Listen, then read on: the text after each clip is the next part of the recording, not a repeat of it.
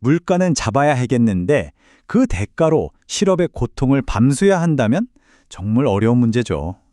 오늘은 바로 이 딜레마를 푸는 열쇠, 디스인플레이션 정책의 여정을 그래프와 함께 아주 명쾌하게 따라가 보겠습니다. 바로 시작하죠. 안녕하세요. 경제학장 박사입니다. 이동하면서 또 잠들기 전에 편하게 듣는 원샷 1, 2, 3 핵심 이론 벌써 98번째 시간이네요. 오늘은요. 높은 물가라는 경제의 열병을 어떻게 식히는지 그 전 과정을 머릿속에 확실하게 한번 그려 넣어보자고요. 자, 어떤 정책을 이해하려면 먼저 그 정책이 펼쳐지는 무대, 즉 지도를 알아야겠죠? 디스인플레이션 정책이라는 여정을 떠나기 전에 이 그래프의 기본 구성 요소들을 하나씩 살펴볼 건데요. 이 지도만 잘 익혀두시면 오늘 여정에서 길 잃을 걱정은 전혀 없습니다. 자, 지도의 기본부터 한번 그려볼까요? 세로축은 물가 상승률, 즉 인플레이션율을 나타내는 파이고요. 그리고 가로축은 실업률, U입니다. 아주 간단하죠? 바로 이 두 녀석이 어떻게 얽히고 설키는지가 오늘 이야기의 핵심입니다. 자, 이제 이 지도에 아주 중요한 기준선 하나를 그어볼게요. 바로 장기 필립스 곡선, LPSC라고 부르는 녀석입니다. 어때요? 자연 실업률을 여기 UK 수준에서 꼿꼿하게 서 있는 수직선이죠? 이게 의미하는 바가 정말 중요한데요. 장기적으로 봤을 땐 말이죠. 물가가 오르든 내리든 실업률은 결국 이 제자리로 돌아오게 되어 있다는 아주 냉정한 현실을 보여주는 선이에요. 다음은 단기 필립스 곡선 SPC입니다. 어때요? 오른쪽 아래로 스르륵 미끄러지는 모양이죠? 우하향 곡선. 자, 이 기울기가 우리한테 뭘 말해주고 있을까요?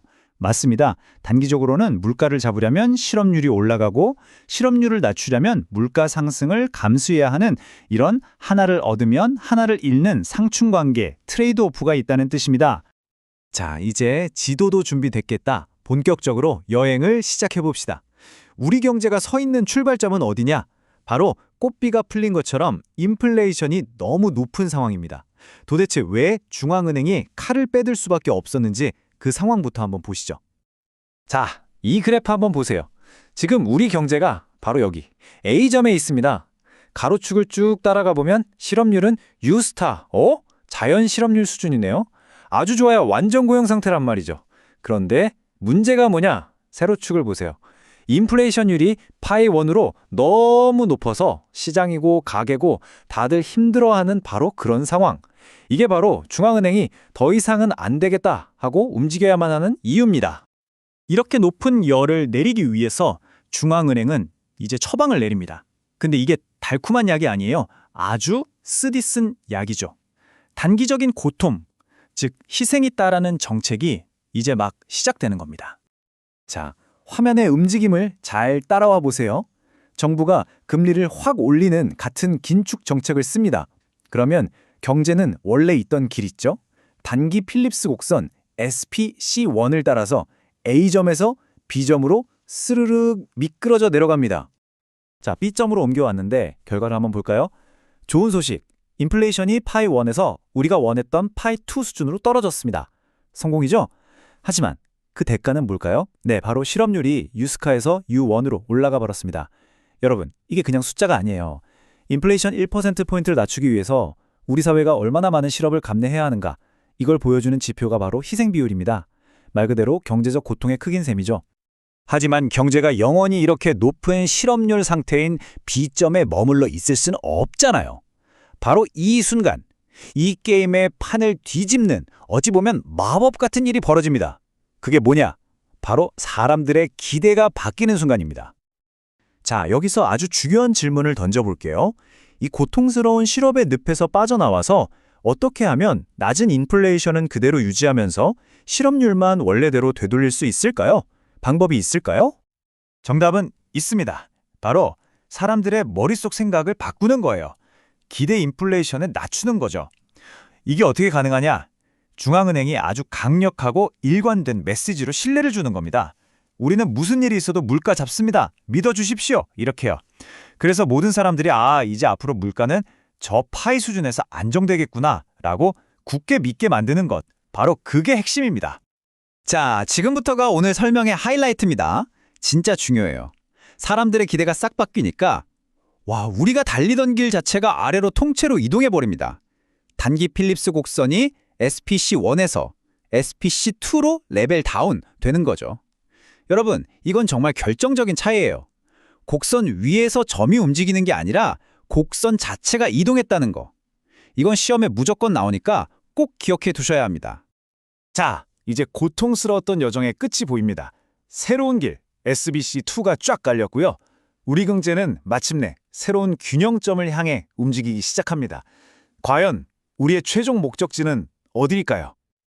그래프 다시 한번 보시죠. 이제 경제는 B점에서 새로 생긴 길, SPC2를 따라서 C점으로 이동합니다. 보세요. 실업률이 다시 자연 실업률 수준으로 쭉쭉 돌아오고 있죠. 네, 드디어 우리의 최종 목적지 C에 도착했습니다.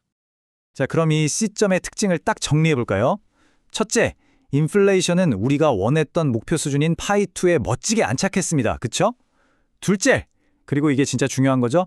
실업률이 다시 자연 실업률 유스타 수준으로 완벽하게 돌아왔습니다. 이게 뭘 의미하죠? 단기적으로는 아팠지만 장기적으로는 실업률을 희생하지 않고도 물가를 잡는 데 성공했다는 뜻입니다. 정말 극적인 성공이죠. 자, 그럼 시험을 위한 최종 정리. 이 복잡한 과정을 딱 4단계로 요약해 드릴게요. 머릿속에 사진 찍듯이 기억하세요. 1단계, A점에서 출발. 2단계, 긴축 정책으로 A에서 B로 이동하면서 단기적 실업 증가를 감소한다. 3단계, 사람들의 기대 인플레이션이 떨어지면서 S&P 곡선 자체가 아래로 이동.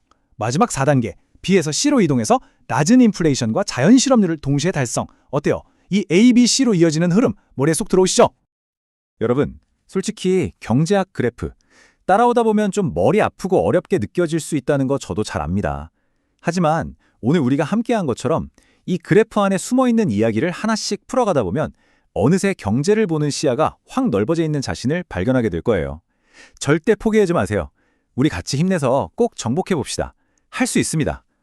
네, 오늘 98번째 토픽 디스인플레이션 정책 이야기는 여기까지입니다. 다음 시간에도 여러분의 합격을 위해 꼭 필요한 또 다른 핵심 토픽을 들고 돌아오겠습니다. 그때까지 오늘 배운 거 복습하는 거 잊지 마세요. 혹시 오늘 내용 들으시면서 이 부분 좀 헷갈리는데? 하는 게 있다면 혼자 끙끙 앓지 마세요. 그럴 땐 바로 네이버 카페 짱박사 경제학 스터디로 오셔서 편하게 질문 남겨주세요. 저희 카페에는요, 여러분과 같은 목표를 향해 달리는 많은 동료 수험생들이 있고요. 또 여러분의 어떤 질문에도 명쾌하게 답해줄 능력 있고 친절한 조교님들, 그리고 물론 저 경제학 짱박사가 항상 여러분을 기다리고 있겠습니다. 자, 그럼 우리 다음 시간에 또 만나요.